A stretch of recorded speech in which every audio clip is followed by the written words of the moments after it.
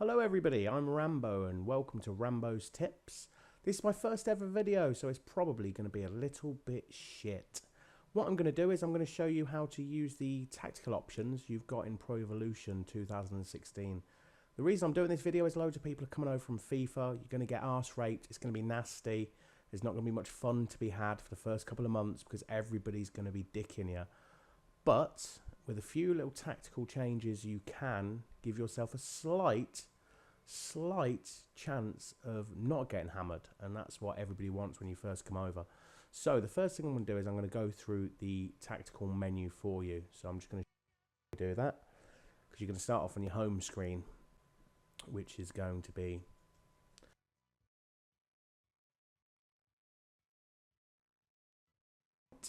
you're going to go to extras, go to edit, and then you're going to go into teams. What you've also got here is you've got players, national team selection, transfer, stadium, loads of good stuff in there, but we're going to go to teams because we want to learn how to set your team up in a way where hopefully you don't get battered 6s and 7s like I did when I first came to Pro Evolution in 2014. I was a long time PES player until it went shit, and then I went over to FIFA, went to the dark side. But I've been back. I'm back now. Last season, or 2015, should I say, I smashed in 1,000 games. Made sure I got my money's worth. And I was in the top 1,546 players online. So, yeah. I'm not a bad player. I'm not the best player in the world. I'm not going to lie. I'm not amazing. But I'm not bad. I always win more than I lose. And that's kind of all you can ask for in this game. Right, so I'm going to show you how I set up Chelsea just because I use Chelsea. I'm not a fan of using Madrid and Bayern. They're so ridiculously overpowered on here, and 60% of the people are going to use them. In fact, when you go onto online divisions, practically as soon as you go into a game, you just get the feeling straight away it's going to be Bayern or it's going to be Madrid. Do you know what I mean? And it's just a little bit disheartening. I suppose in real life they are great teams. They should be overpowered. But anyway, here we are. Here's the menu. So this is very important. This is data management. This is where you can save your formation or you can load a formation. So as you can see, load. Bang. Now, that's the formation that I'm using at the moment. Support settings, I don't really use. You've got auto offside trap, which I would not recommend using. Auto substitution is probably a good idea because I'm always lazy, actually. And, yeah. Let's stick it on there. Flexible. Why not? Now, I've made a change for you lovely people out in YouTube world. Player settings. Again, I don't normally do this. I don't know why. I'm just one of them people who just want to get into a game. Do you know what I mean? And instead of spending 2 minutes doing something I should do, I'm like, ah, give me a game. Give me a game. I want to get hammered by Madrid. Give me a game. So we'll change it. We'll change it to Cahill because Terry's a very naughty boy. Long free kick taker, short free kick taker, blah de blah, corner kicks, players to join attacks. I mean, you can do the corner kicks and free kick takers in game by using your middle pad on your controller. Don't know what it's called actually. Right, so we'll go to lineup. This is very important. This is where you change your players to the system you want to play. On this, we've got a new physicality system on 2016, which basically means it's good to have a few beasts in there. Normally on some games, big players, you know, they're a bit slow, they're a bit pottering around the middle of the park, and they don't really do much. On here, it's very important to have a Matic in the team. Even Ramirez is, you know, he's a physical presence, he's quick and he's strong. It's good to have players like that. As you can see, I've got Cahill, Ivanovic and Terry as well at the back. So I've got a physical presence for when Ronaldo and Bale are thundering down the wings. As they normally do.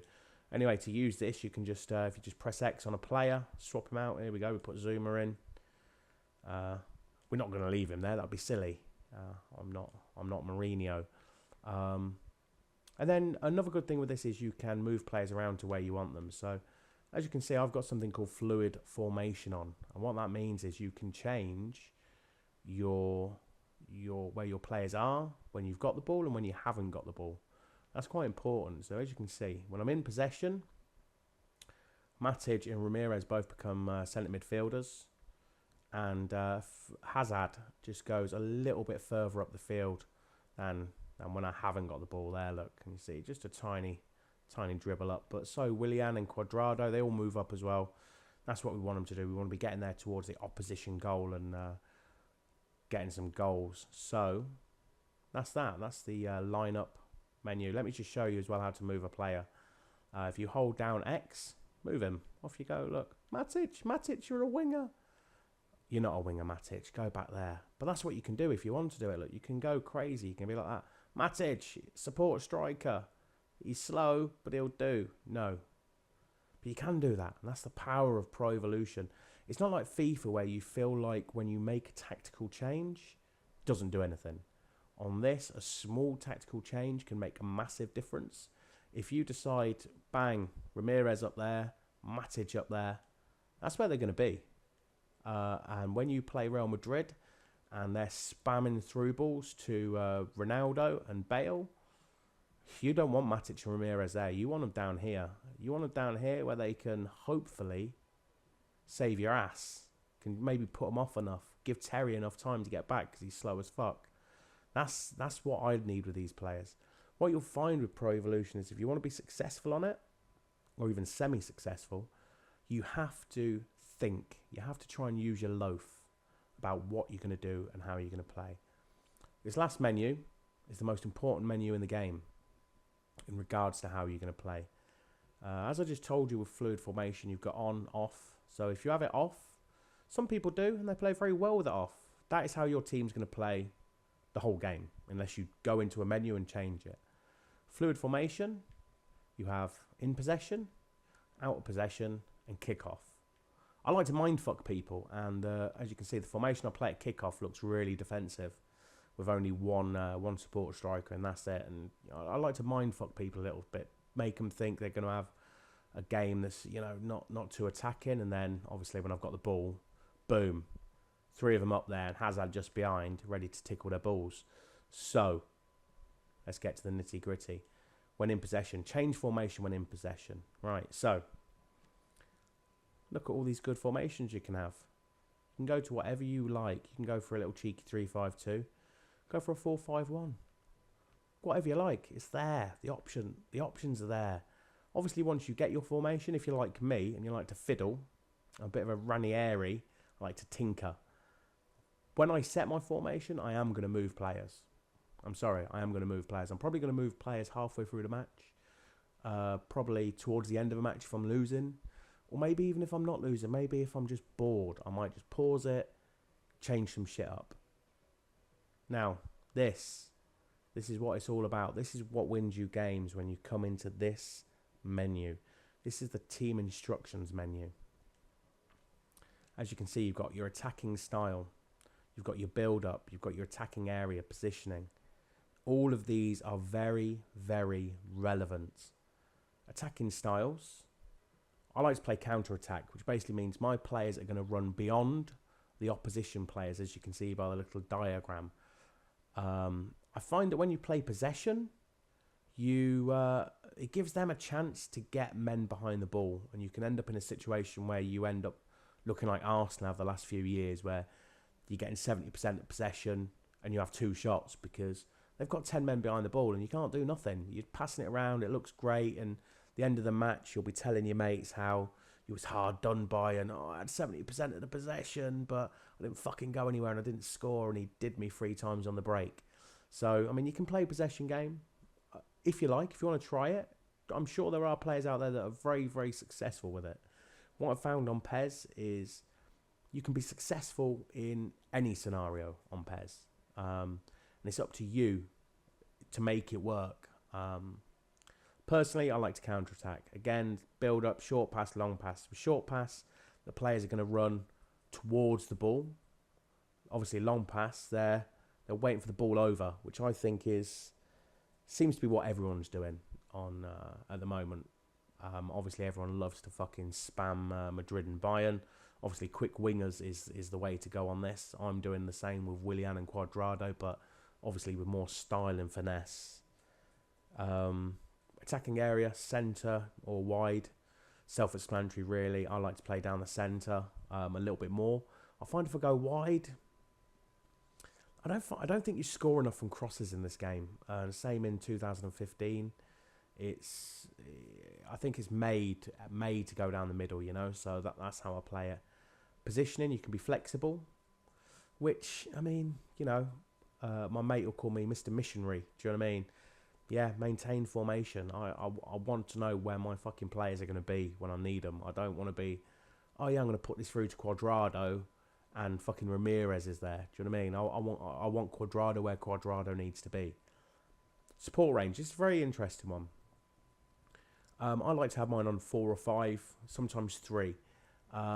This is how close your players are to each other in relation to looking for the ball. If you have this on 1, your players are going to be all around the ball, which is good. If you want to play a possession game, they'll come to you, you can pass it, and it's great, and this and that and the other. But this goes to what I was talking about before with the possession tactics, that you can have a lot of the ball, but you might not necessarily be going anywhere. I like to have it on 4 or 5. I like to know the players are going to be close enough to me that I can see them, I can get the ball to them if I need to, but also if I need them to make a run, I can work away on that.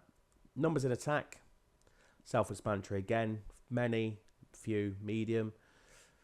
I tend to go from medium to many because I just think few, that there's no one up there. It's hardcore. Few does mean few. There'll be 2 players up there, and if somebody's defensive, you got no hope. I like to have medium or many, and I kind of like many actually. I like to have a lot up there. I like to smash them in. I like the opposition to leave a game with me thinking, fucking hell, that was hardcore. I don't think you can do that if you've got it on few, you know. So medium or many. Now the last thing in our menus and tactical options, and this is massively important when you're out of possession. What do you want your team to do? Now on FIFA, they just do what they want to do. They'll run here, they'll run there, they'll do what they like. Light up a fag on the halfway line. That's not what happens on PES. On PES, it is about telling your players what to do and knowing what they're going to do. And the good thing with PES is they will do what you tell them to do. It's not like a woman. They will do what you ask them. If you ask them to go to the left a little bit, they'll go to the left a bit. If you ask them to run forward like a nutter, they'll run forward like a nutter shouting jihad. They will do that shit. So, look at your defensive styles. You've got 2. All-out defense or frontline pressure. Now, I see a hell of a lot of people using frontline pressure really well. A lot of people. You play some people and you want, and I personally, I wonder how the fuck they're doing it, because you can't get the ball out your half because they're camped on their own halfway line. You'd be thinking to yourself, this is just easy ball over the top. It's not when they're playing it well. Every time you get the ball, 2 or 3 men chasing you, get the ball off you. Bit like Barca in their prime. That's how they roll. It's some good shit to watch, and I admire people that can do it because I'm shit at it. I have no idea how to do it. So what I do is I go all out defence. What that basically means is when they get the ball, all my men run backwards. They all run towards their own goal, and basically we deal with the problem a little bit later on. And what that does is that stops the ball over the top. Not every time, but it does basically mean that your defensive line are going to run back with their offensive line as opposed to just kind of standing there waiting. You know what I mean? So I think it's very important. Containment area is where you want the ball to be. I like to put it out wide again because I've got a lot of players in the middle, and you know, I want them to work out wide. I'll deal with that problem when it comes into the middle. Do you know what I mean? Pressuring, aggressive or conservative, it's up to you what you do. I've always just gone for aggressive. Don't know why, just I always have, and it seems to work pretty well. Defensive line.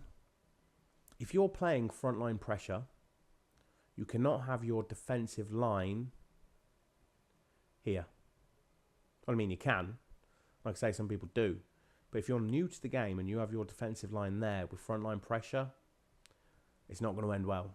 It is not going to end well because Robin and Ronaldo and Ribery are going to tear you a new hole. So that's going to work. It's going to be balls over the top constantly. and it's not going to end well for you. What I like to do is, because I'm all out defence, I just like to have my defensive line 5 or 6.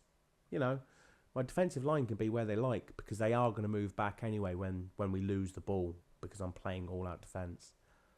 Compactness, I mean, defensively, I've always thought it's a better idea to kind of not have big, massive spaces around. So I like to smash it in around, you know, here.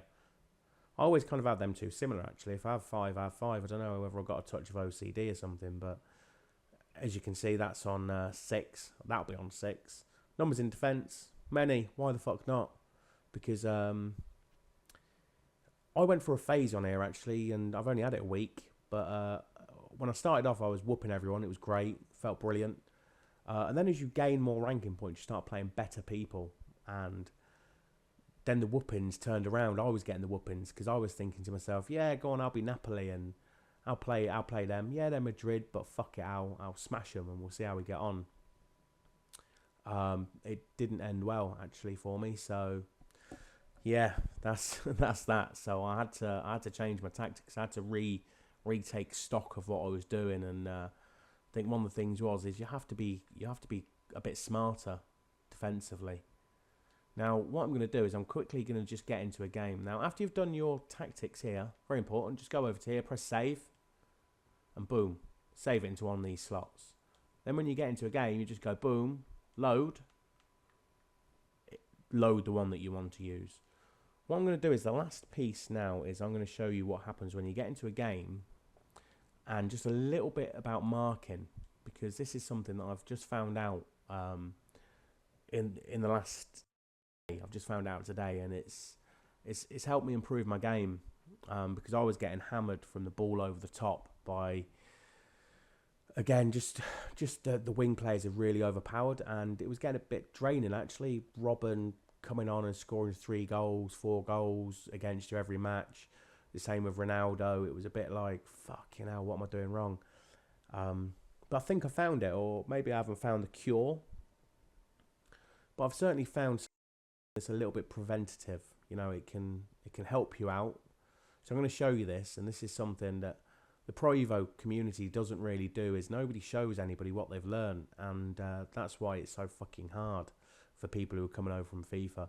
You see, there's as you can see, my record there, the last 9 matches, I've won 6 on the bounce, actually, playing pretty well. I've lost 3, but as you can see, in them last 9 games, I've played Madrid 3 times, Chelsea twice, and Bayern once, and Brazil. So I mean, people aren't choosing bad teams, and you have to take that into account. You know, on the last game, I like to play with Napoli a lot. I like to play with Roma, Arsenal, who are fucking awful on PES, and possibly in real life as well, actually.